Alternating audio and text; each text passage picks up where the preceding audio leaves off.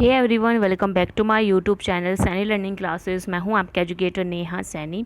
तो आज मैं टॉपिक कवर करने वाली हूं डाइसेक्राइड्स, और डाइसेक्राइड्स हैं with reducing and non reducing sugars को। ठीक है, सो सबसे पहले जान लेते हैं व्हाट इज़ डाइसेक्राइड्स। डाइसेक्राइड्स जैसे कि वर्ड में ही पता चल रहा है, डाई मीन्स होता है टू और सेक्राइड मतलब होता है शुगर। ठीक है, so disaccharide consist of two sugars, यानी कि ये क्या करते हैं, कंसिस्ट करती है टू शुगर्स को, जो कि जॉइन होती हैं बाय ओ ग्लाइकोसिडिक बॉन्ड। यानी कि दो शुगर जो जॉइन कर रहा है वो कौन सा बॉन्ड कहलाता है, ग्लाइकोसिडिक बॉन्ड कहलाता है।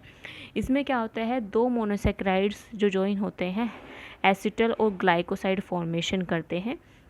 सो the hemiacetal OH of one monosaccharide, यानी कि जो एक हेमी एसिटल होता है एक मोनोसेक्राइड का और दूसरे मोनोसेक्राइड के OH के बीच में क्या होता है, ये बॉन्ड बनता है। ठीक है, यानी कि जैसे कि आपकी माल्टोज है। ठीक है, अभी मैं आपको डायग्राम दिखाती हूँ।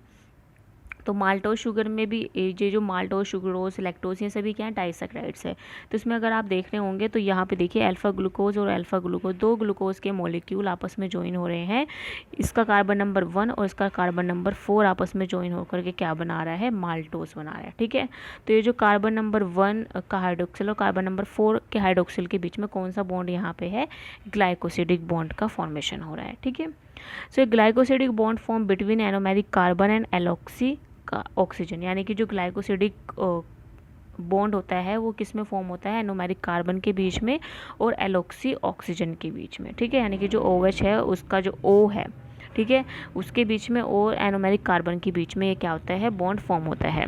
सो the glycosidic linkage are named by reading from left to right, यानी कि अगर आपको ग्लाइकोसिडिक लिंकेज को पढ़ना है तो आप कैसे पढ़ोगे, लेफ्ट टू राइट, यानी कि इस साइड से इस साइड की तरफ। ठीक है, तो यहाँ पे कार्बन नंबर 1 और कार्बन नंबर 4 के बीच में है।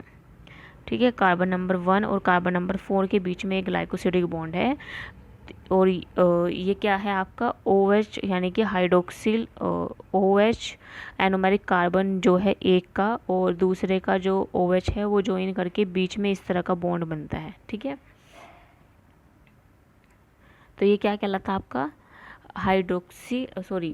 ग्लाइकोसिडिक बॉन्ड कहलाता है। ठीक है, तो इसे आप कैसे रीड करते हैं, लेफ़्ट टू राइट, यानी कि अल्फ़ा का कार्बन नंबर 1 और 4, तो ये क्या लिखे जाएगा, अल्फ़ा 1,4 लिंकेज। ठीक है, ग्लाइकोसिडिक लिंकेज।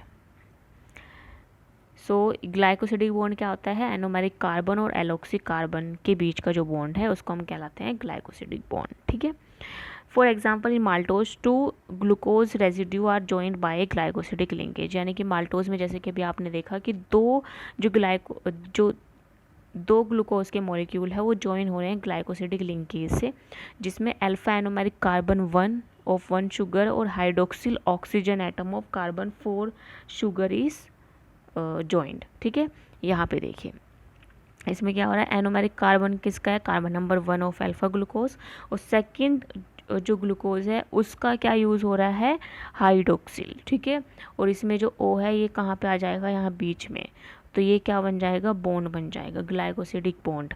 और इसको हम कैसे रीड करेंगे, अल्फा 1,4 ग्लाइकोसिडिक बॉन्ड। ठीक है, क्योंकि लेफ्ट टू राइट हम क्या करते हैं, इसको पढ़ते हैं। ठीक है, तो माल्टोस में क्या होता है, कार्बन नंबर 1 और 1 शुगर और hydroxyl oxygen atom of carbon 4। ठीक है, यहाँ पे क्या हो रहा है, कार्बन नंबर 4 का हाइड्रोक्सिल ऑक्सीजन के बीच में क्या बन रहा है, यहाँ पे बॉन्ड बन रहा है। ठीक है, so alpha 1,4 glycosidic bond form in maltose. ठीक है, इसी तरह से अगर आप शुक्रोज में देखेंगे तो शुक्रोज में किसका कॉम्बिनेशन होता है, शुक्रोज कॉम्बिनेशन होता है ग्लूकोज प्लस फ्रक्टोज का, alpha glucose plus beta fructose. तो इसमें जो बॉन्ड फॉर्म होता है वो कार्बन नंबर 1, ठीक है, और जो आपका सेकंड है बीटा फ्रक्टोज, उसमें जो है आपका क्या है, 2 बीटा। तो इसमें जो आपका बॉन्ड फॉर्म हो रहा है, यानी कि जो आपकी क्या है, शुक्रोज है, शुक्रोज एक तरह की डाइसेक्राइड है ग्लूकोज और फ्रक्टोज का, जिसमें ग्लाइकोसिडिक लिंकेज बनता है carbon number 1 of anomeric carbon of glucose residue और carbon number 2 of anomeric carbon of fructose residue. ठीक है, यानी कि ग्लूकोज का कार्बन नंबर 1 होगा, फ्रक्टोज का कार्बन नंबर 2 होगा, इसके बीच में क्या होता है, बॉन्ड फॉर्म होता है। तो alpha 1 + 2 beta glycosidic linkage is formed in sucrose. ठीक है, फिर नेक्स्ट आपका लैक्टोज। लैक्टोज में आप देख रहे होंगे बीटा लैक्टोज और अल्फा ग्लूकोज के बीच में क्या होता है, बॉन्ड फॉर्मेशन होता है। यहाँ पे जो बॉन्ड फॉर्म होता है वो बीटा 1 to 4, यानी कि कार्बन, जो आपका बीटा लैक्टोज है इसका कार्बन नंबर 1 और आपका जो लैक्टोज है उसका क्या है, उसका 4th हाइड्रोक्सिल, ठीक है। वो मिल करके क्या बनाए, बीटा 1,4 लिंकेज बनाते हैं लैक्टोज के अंदर। और किस किस का कॉम्बिनेशन होता है, beta lactose plus alpha glucose का, ठीक है।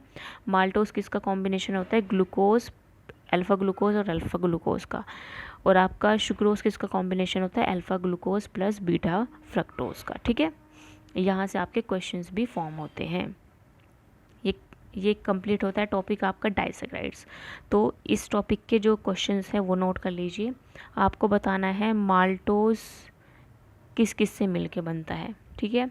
सेकंड क्वेश्चन है सुक्रोज किस किस से मिलके बनता है। ये दो चीज़ आपको कमेंट बॉक्स में बतानी है, ठीक है। यानी कि जो माल्टोज है वो किसका कॉम्बिनेशन है, ग्लूकोज का, ग्लूकोज फ्रक्टोज का, लैक्टोज फ्रक्टोज का, किसका कॉम्बिनेशन है, ठीक है। इसी तरह से सुक्रोज किसका कॉम्बिनेशन है ये आपको बताना है, ठीक है। नेक्स्ट क्वेश्चन है कि माल्टोज के बीच में जो माल्टोज की जो मोनोसेक्राइड्स है, दो शुगर्स हैं उनके बीच में कौन सा आपको बॉन्ड दिखाई देता है, ठीक है। अल्फ़ा 1,4 बीटा 1,4, ठीक है, कौन सा बॉन्ड है तो वो आपको बताना है, ओके। तो ये क्वेश्चंस हैं आपके किसके, डाइसैकराइड्स के। अब इसमें नेक्स्ट टॉपिक मैं शुरू कर रही हूँ। नेक्स्ट टॉपिक है reducing and non reducing sugar, ठीक है।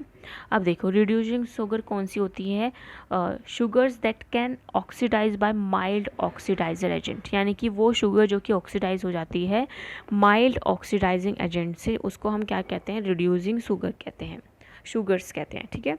So a non reducing sugar is sugar that is not oxidize by mild oxidizing agent, यानी कि जो आपके ऑक्सीडाइजिंग एजेंट होते हैं, तो जो शुगर ऑक्सीडाइज नहीं होती है उनको हम नॉन रिड्यूसिंग कहते हैं। जो शुगर माइल्ड ऑक्सीडाइजिंग एजेंट के थ्रू ऑक्सीडाइज हो जाती है उनको हम रिड्यूसिंग शुगर्स कहते हैं, ठीक है। तो बेसिकली जितने भी मोनोसेक्राइड्स हैं वो सभी क्या हैं, आपके रिड्यूसिंग शुगर्स हैं, ठीक है। जैसे कि एग्जांपल है, जैसे कि डाइसैकराइड में माल्टोज, लैक्टोज आदि रिड्यूसिंग शुगर्स, ठीक है। नेक्स्ट है इसमें difference, reducing sugar is any carbohydrate which is capable of being oxidize, यानी कि रिड्यूसिंग शुगर एक ऐसा कार्बोहाइड्रेट है या कोई भी ऐसा कार्बोहाइड्रेट हो सकता है जो कि कैपेबल होता है ऑक्सीडाइज होने में, ठीक है। और कोज करता है रिडक्शन ऑफ अदर सब्सटेंस, यानी कि खुद तो ऑक्सीडाइज हो जाएगा और रिडक्शन कर देगा दूसरे सब्सटेंस का, बिना कोई भी without having to hydrolyze first, यानी कि खुद से हाइड्रोलाइज नहीं होगा पहले, ठीक है। यानी कि रिड्यूसिंग शुगर वो होती हैं जिनके पास कैपेबिलिटी होती है ऑक्सीडाइज होने की और दूसरों को रिड्यूस करने की, ठीक है। वो क्या है, आपकी रिड्यूसिंग शुगर्स हैं। नॉन रिड्यूसिंग शुगर्स कौन सी होती हैं, ऐसी शुगर्स या any type of sugars which are unable to oxidize and do not reduce other, ना तो वो खुद से ऑक्सीडाइज हो सकती है और ना ही वो दूसरों को रिड्यूस कर सकती है, ठीक है। नेक्स्ट है reducing sugars are carbohydrate that can act as reducing agent, ठीक है। रिड्यूसिंग शुगर्स क्या होते हैं, ऐसे कार्बोहाइड्रेट होते हैं जो एक्ट करते हैं रिड्यूसिंग एजेंट की तरह, यानी कि दूसरों को ये क्या कर सकते हैं, इनके पास कैपेबिलिटी होती है कि दूसरों को रिड्यूस करते हैं due to presence of free aldehyde group और फ्री कीटोन ग्रुप। क्यों होता है इनके पास रिड्यूसिंग एजेंट क्यों कहलाए जाते हैं, क्योंकि इनके पास क्या पाया जाता है, फ्री एल्डिहाइड और फ्री कीटोन ग्रुप पाया जाता है, ठीक है। लेकिन नॉन रिड्यूसिंग के पास कोई भी फ्री एल्डिहाइड या फ्री कीटोन ग्रुप नहीं होता है, ठीक है। समझ में आया। तो रिड्यूसिंग शुगर्स क्या है, ऐसी शुगर जो कि ऑक्सीडाइज हो जाती हैं खुद से और रिड्यूस कर देती हैं दूसरों को, ठीक है। तो वो शुगर जो कि रिड्यूसिंग एजेंट कहलाई जाती हैं उनको हम क्या कहते हैं, रिड्यूसिंग शुगर्स कहते हैं, क्योंकि इनके पास क्या होता है, फ्री एल्डिहाइड और फ्री कीटोन ग्रुप होता है। लेकिन नॉन रिड्यूसिंग शुगर्स के पास ना तो फ्री एल्डिहाइड होता है और ना ही कीटोन ग्रुप होता है, तो इसलिए इनको नॉन रिड्यूसिंग शुगर्स कहते हैं और ये दूसरी शुगर्स को रिड्यूस भी नहीं कर सकती हैं, ठीक है। नेक्स्ट डिफरेंस है कि reducing sugars give a dark colour, brick colour when they react with Benedict solutions, ठीक है। आपने दो सॉल्यूशंस पढ़े होंगे कार्बोहाइड्रेट टेस्ट के लिए, बेनेडिक्ट एंड फेलिंग सॉल्यूशन। तो जो बेनेडिक्ट और फेलिंग सॉल्यूशंस होते हैं वो कौन शो करते हैं, इनमें पॉजिटिव शो करते हैं आपके रिड्यूसिंग शुगर्स, ठीक है, क्योंकि ये क्या करते हैं, रिड्यूस कर देते हैं क्यूप्रिक आयन को, ठीक है। जो क्यूप्रिक आयन है उसको क्यूप्रिक आयन और बेनेडिक्ट और Fehling solution to cuprous ion, ठीक है, यानी कि क्यूप्रिक आयन को ये क्या कर देते हैं, रिड्यूस कर देते हैं, क्योंकि इनके पास क्या है, कैपेबिलिटी है रिड्यूस करने की, तो इसलिए क्या है, रिड्यूसिंग शुगर्स हैं, और ये पॉजिटिव टेस्ट देते हैं बेनेडिक्ट और फेलिंग सॉल्यूशन का। लेकिन अगर हम इधर बात करें नॉन रिड्यूसिंग की, तो ये ना तो ये रेड कलर शो करते हैं, रेड कलर की जगह ये शो करते हैं ग्रीन, मतलब जैसे कलर के हैं उसी कलर में रहते हैं, और ये क्या करते हैं, नेगेटिव फेलिंग टेस्ट, यानी कि ना तो ये ना ये फेलिंग टेस्ट दे पाते हैं, ना ये बेनेडिक्ट टेस्ट दे पाते हैं। दोनों टेस्ट जो होते हैं इनके लिए नेगेटिव होते हैं, और ये क्योंकि इनके पास कैपेबिलिटी नहीं होती रिड्यूस करने की क्यूप्रिक आयन को, ठीक है। नेक्स्ट है इनका जो मॉलिक्यूलर वेट होता है रिड्यूसिंग शुगर का, वो लो होता है, लेकिन अगर आप मॉलिक्यूलर वेट देखोगे नॉन रिड्यूसिंग शुगर्स का, तो उनका थोड़ा रिलेटिवली हाई होता है as compare to reducing sugars, ठीक है।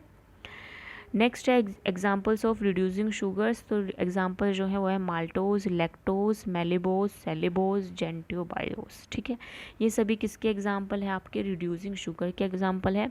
नेक्स्ट है आपका नॉन रिड्यूसिंग शुगर के एग्जाम्पल, तो सुक्रोज और ट्री हेलोज क्या है, आपके नॉन रिड्यूसिंग शुगर्स के एग्जाम्पल है, क्योंकि ना तो इनके पास कोई भी फ्री कीटोन होता है, ना ही फ्री एल्डिहाइड ग्रुप होता है, और ना ही इनके पास कैपेबिलिटी होती है रिड्यूस करने की, ठीक है। चलिए ये टॉपिक आपका कंप्लीट होता है, ठीक है। सो इस टॉपिक के अब क्वेश्चंस सुन लीजिए, रिड्यूसिंग और नॉन रिड्यूसिंग शुगर्स के। आपको बताना है रिड्यूसिंग शुगर का एग्जाम्पल, ठीक है। एक एग्जाम्पल बताना आपका नॉन रिड्यूसिंग शुगर का, ओके। नेक्स्ट आपको बताना है कि कौन सी शुगर है जिनके पास कैपेबिलिटी होती है रिड्यूस करने की, ठीक है, कौन सी शुगर है जिनके पास कैपेबिलिटी होती है रिड्यूस करने की। तो थर्ड क्वेश्चन हो गया, 5 क्वेश्चन दूंगी इसमें। फोर्थ क्वेश्चन है आपका कि पॉजिटिव टेस्ट कौन शो करता है, बेनेडिक्ट और आपका फेलिंग वाला, ठीक है। फेलिंग और बेनेडिक्ट का टेस्ट जो है वो पॉजिटिवली कौन शो करता है, रिड्यूसिंग या नॉन रिड्यूसिंग, ठीक है। फिफ्थ क्वेश्चन है किसके पास फ्री एल्डिहाइड और फ्री कीटोन ग्रुप नहीं होता, ठीक है, नहीं होता। रिड्यूसिंग या नॉन रिड्यूसिंग शुगर में किसके पास फ्री एल्डिहाइड और फ्री कीटोन ग्रुप नहीं होता है, ये आपको बताना है, ठीक है। तो 5 क्वेश्चन इसके हो गए, और 2-3 क्वेश्चन मैंने स्टार्टिंग में दिए थे, तो टोटल 8 क्वेश्चन हो गए आपके, ठीक है। सो आज के लिए बस इतना ही, अब नेक्स्ट में हम पढ़ेंगे स्टार्च, ठीक है। So that's all for today, अब मिलते हैं नेक्स्ट सेशन में।